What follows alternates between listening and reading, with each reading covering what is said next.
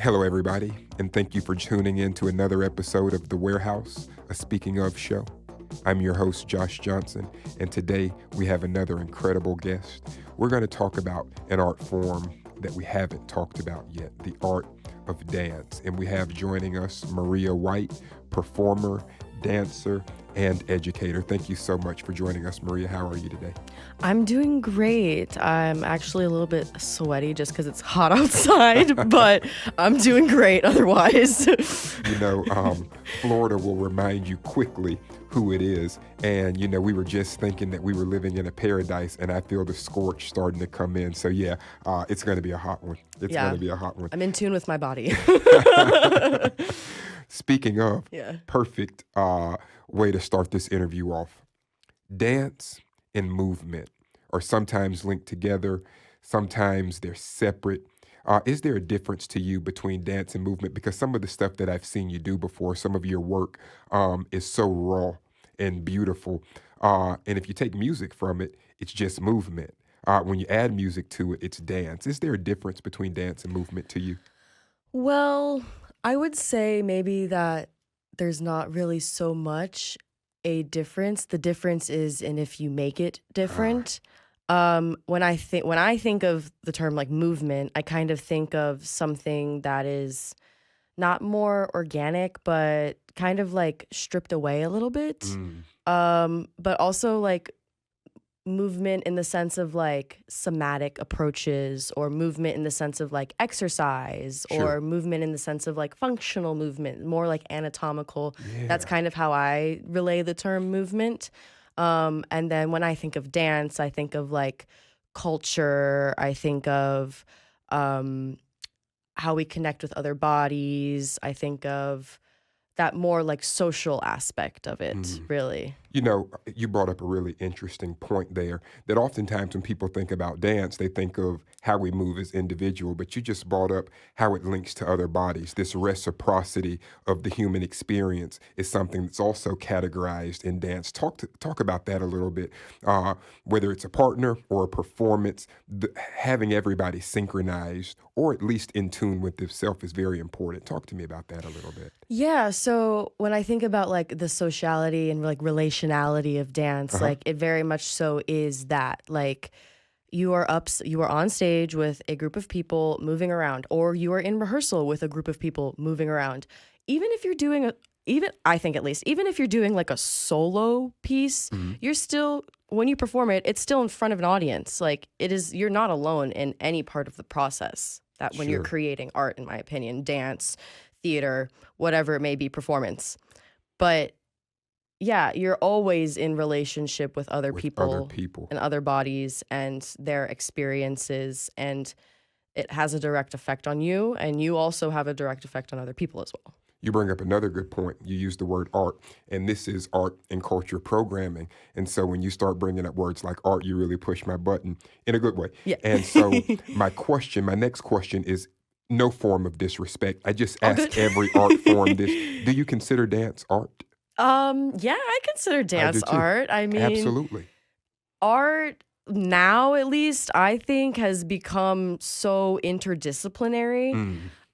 Just the way that just because of like the shifts in our knowledge, like we are more open. I mean, like right now, at least in the United States, there's a lot of tension surrounding like different groups of people who are participating in different styles of art. Like, for example, like drag. Like some people may see that more as like entertainment, but I also see it as art, because there are like artists who are creating art that is trying to say a message, maybe trying to enact some political change, whatever it may be.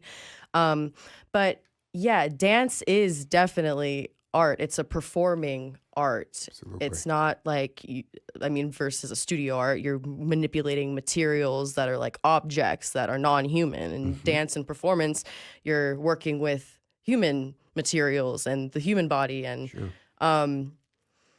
but yeah, I think that dance is for sure art, and there's more and more ways that art and dance are also crossing over. Like, for example, I'm working on a very interdisciplinary piece right now that includes neo burlesque. It also includes like creating a radio play.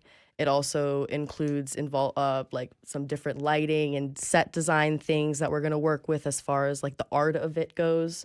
So art now, I think, is becoming more and more interdisciplinary, more specifically performing art as well, seeing dance, music, and theater kind of crossing pathways and that boundaries. cross-pollination is almost inextricable, you know, between the performance arts. During that answer, I always ask my guests, well, oftentimes I ask my guests, what does art mean to you? I'm going to have to reframe that for you because in your answer, you gave me my answer. I've always said, and I could be wrong, I could be right, it's how I feel. It's relational, it's cool. Exactly right. That art is something that we create in whatever way it's created that should be intentional, right? I do not believe in unintentional art because I believe the biggest blessing that art affords us is how it pushes envelopes, shapes narrative, forms conversations, so on and so forth.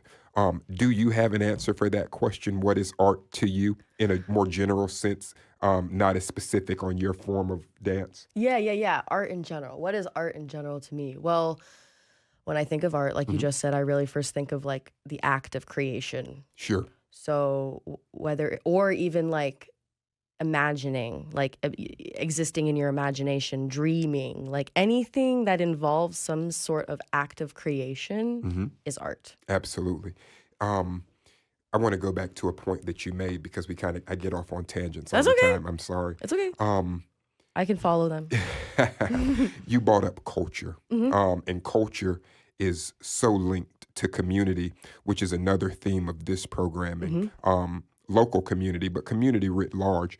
Let's talk about the cultural element to dance and how it relates to different people because of where they're from or how they look. Have you seen these separations in dance as a good thing? And because of it, have you been able to take more from dance?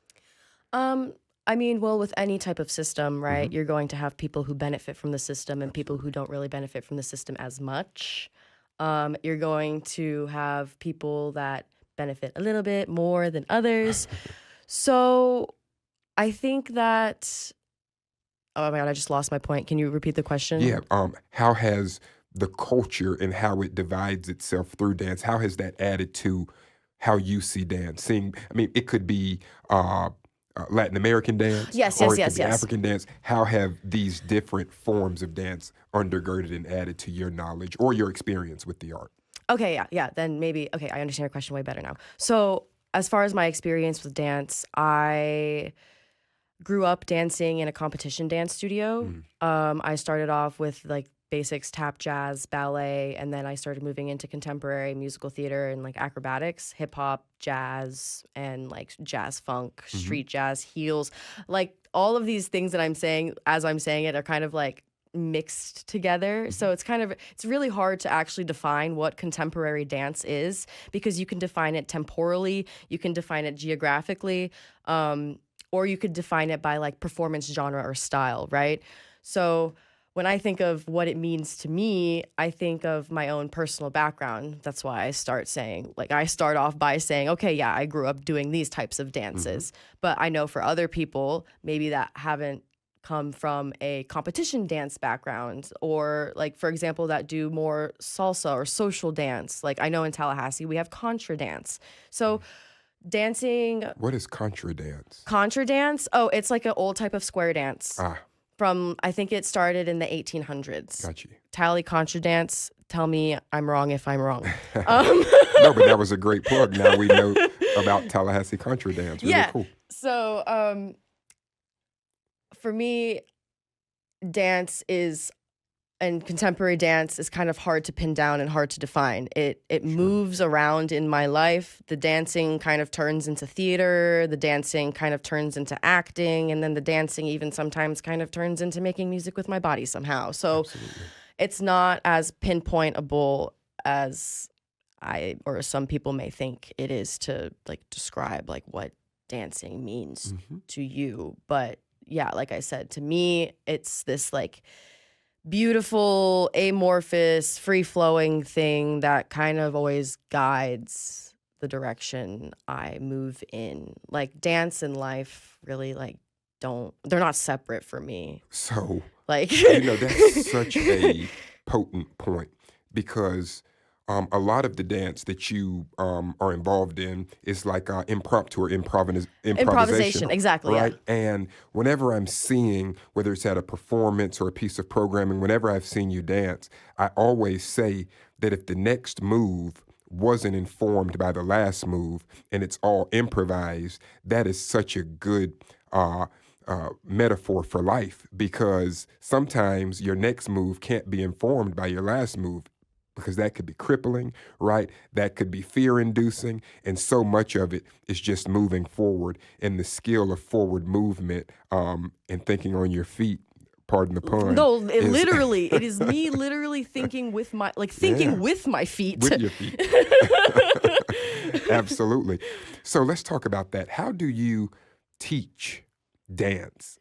It almost seems like an oxymoron or counterintuitive. How does one teach dance? Yeah. So in my class, so right now or last semester, I taught a class called Movement 2 at the School of Theater, and part of the premise of the whole class is that this is not just like a dance class for you. Like this is kind of like a class in practicing like your humanity and your artistry and your desires, like following those things really. And in my teaching practice, I more so like to see myself as a guide. And not like, okay, I have all of the information. You are just like empty-minded students that don't really know anything. I prefer to work and collaborate with students. I prefer to push students, but not from a place of like discipline, but from a place of like genuine love and support and care. And like, for example, in my class, like we all had a group chat together and I was just like texting them announcements and they would just text questions in the group chat. And we had times where we've found to go debrief at Calvin's for like the class and, just keeping it very open and not like I'm the teacher really, more like I'm their like friend or colleague or mentor or something else that I can't really label. The shaman says, oftentimes the difference between a teacher and a shaman is how present they are with the student, right? And it seems like because you're amongst them, the platform of teaching can sometimes disrespect how you teach because you like to be amongst your students and with your students. I think that's very powerful. One person that I love and I look up to so much, her name is Bell Hooks, and she created a book called Teaching to Transgress, and that is like my like teaching like Bible basically. Like Absolutely. That is the one thing I like come back to with structures because her ways of teaching, like that's also what I want is social transformation and like political transformation. So I'm going to try to teach in a way where I feel like I can have that for my students for that, so that they can feel like liberation, that they can feel like the world is their oyster or like, that they have opportunity. But can dance itself be a conduit for that type of liberation? I believe so. Dance itself can be a conduit for that. I mean, it depends on where you're putting the dancing. The dancing can be a conduit for change in one light inside of the theater because you don't know how the audience member is going to actually leave and what they're going to leave that theater with. In that sense, it's kind of harder to say, oh, yes, dance definitely does do social political change because you can't track where the ideas are going after the performance is over. It's done and then the audience goes and does what they do. They might think, wow, like that was super impactful for me. They might have a conversation. You don't know. Everybody will digest it differently. Everybody will digest it differently in a theater setting, like in a proscenium theater setting. If you are not doing any audience participation also. If you're doing something in public that revolves around the space that you're in, maybe like it could be something, for example, Structures for Change is a group that I'm part of, a dance, song, and direct action storytelling collective. And one of the things that we did in the past was called public practice. And in public practice, we would go outside, find a site, learn about the history of the site, and essentially try to educate the public and bring justice to that story. Sure. Reclaim that story in a fashion that is more true to what that actual story was. Is this a local organization? Well, yes, it started in Tallahassee, but we do have far and near partners. Gotcha. It started. Well, actually, no, it didn't start in Tallahassee. That's why it's like we have far and near part. It didn't start in Tallahassee. It started on Zoom. So it started in the digital space. Sure. That's why we have far and near partners. Why I say that. We have people from Lagos, Nigeria, who have come in through the collective. We have somebody from Latvia. We have people from Barcelona who come through and are working with us. So right now, Hannah is actually in Berlin doing things with the group. So we work across time, space, and digital in real space. I love that. Zoom was a warehouse. Speaking of, it was a warehouse for community during 2020. It was a place where people had to gather. When we talk about those spaces far removed from that very odd and strange year, as community continues to grow and build itself where it is and how it is, does our local dance scene, pulling this back to a local appeal, does our local dance scene hustle and bustle? Are there things that you would change about it? Are there things that need to grow about it? How are we situated in the culture of dance locally here in Tallahassee from your point of view? I'm getting actually like my body is actually getting hot from you like asking me this question just because I'm so excited because I didn't think that I would be in FSU public media telling you about the culture of dance at Tallahassee and what I want to see change. Well, that's why we brought you here. You're incredible. You have been a pillar of dance, movement, and just personality in this community. So who better? Thanks. I think the Tallahassee dance community is very like social. It's based in a lot of social dance, which I think is a great thing because that means it's actually doing something to bring people together, to move, to find joy together, which is awesome. Then there's also the dance culture of Tallahassee that is more so about the fine arts and institutional support and like, for example, I think of like the Tallahassee Ballet or Pas de Vie or, that's all I can think of off the top of my head right now. And then, so there's like social dance, Tallahassee culture, fine arts dance, and like the university also fits in that fine arts category. Sure. And then you have the like performance art kind of interdisciplinary things that happen in Tallahassee too, like things that happen at 621, things that happen like what students create in the university or like things that I've seen happen at like house parties or something like that, So there's the dance culture. I'm kind of extending it to now like performing arts culture. In Tallahassee, I think, is at a seed. So everything is kind of at a seed. It's been planted. But I would love to see more growth and more support for experimental artists.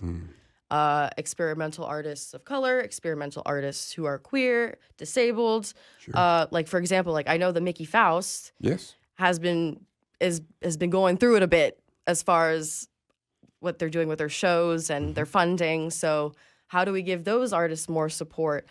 Or just really any like artist who is trying to do experimental work, giving them like the space, giving them the resources and the recognition also, and the money for doing the work, also them getting paid and commissioned to do it. So this is such an interesting conversation because you use the word interdisciplinary. It really is an interdisciplinary concern. Whenever I talk or facilitate artists of whatever genre or medium or background, one of the things that you hear is that experimental work is work that is not always regarded as necessary, and because of that, you can see it through funding channels or opportunity or given space.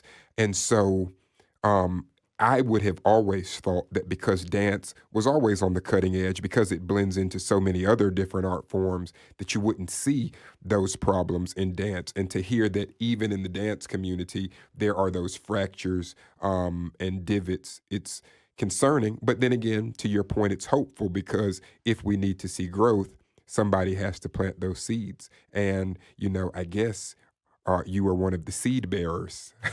I guess so. Yeah, I don't want to like toot my own horn, but I guess. Beep, beep. Beep, beep. We need good people doing good work in the arts, maybe more now than Yes. ever. And so the fact that you identify that, recognize that, and even see yourself situated in a place where you could help that is heartening for us to hear. And when I say us, I mean the very community that we're talking about, Yeah, and on that same line, like I do want to start like maybe like a monthly like jam in Tallahassee or something, where it's like I teach, because I teach contact improv. I've been doing contact improv since 2018. So and it's one of the things that I love the most, because that is like one of those dance experiences that is really like liberating. And it introduces you, it teaches people how to like touch and how to like make contact and how to like navigate how to navigate sensed boundaries. Like, like for example, like, when you're walking and like you're walking in front of somebody, you're like coming towards each other and one person like doesn't know which way to go. And then it's like a little bit awkward. Like those situations are practiced in like contact improv. Contact improv is another thing that makes me say dance is life. Like that the movement and the practice of dance and life are not separate, because it is like a way for you to practice how to be. Yeah. Just you, like you're being, really. Well, the more comfortable you are in your body, the more comfortable you are in life. Yes. And if dance, I don't know, more than any other art form, may teach you how to be comfortable in your own body. Yes. It is your machine. Yes. So in closing, I have a question for you. As somebody who has done a lot of work in this area and is continuing to do good work in this area, do you have any ambitions that you're looking forward to, that you want to see with dance, that you want to personally do with dance, just from your point of view? Oh, yeah. Like I said, I want to start up like a monthly or maybe like bi-monthly, just because I actually just moved to Panacea. So I'm working in Tallahassee and then commuting. So I'm living in Panacea. So it's kind of tough to try to like do something more often, but I'm still like working everything out. But I still want to have at least like a monthly or a bi-monthly kind of open jam where people can come and just dance. And it doesn't really matter like what you're doing. It's just dancing for you to feel good.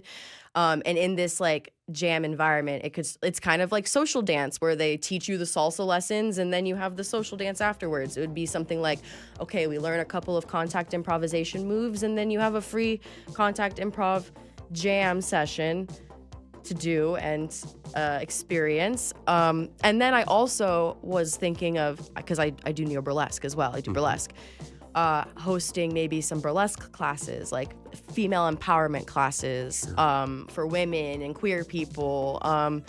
I also, since I'm getting my PhD at FSU, my research is in neo-burlesque and how it can mobilize political change.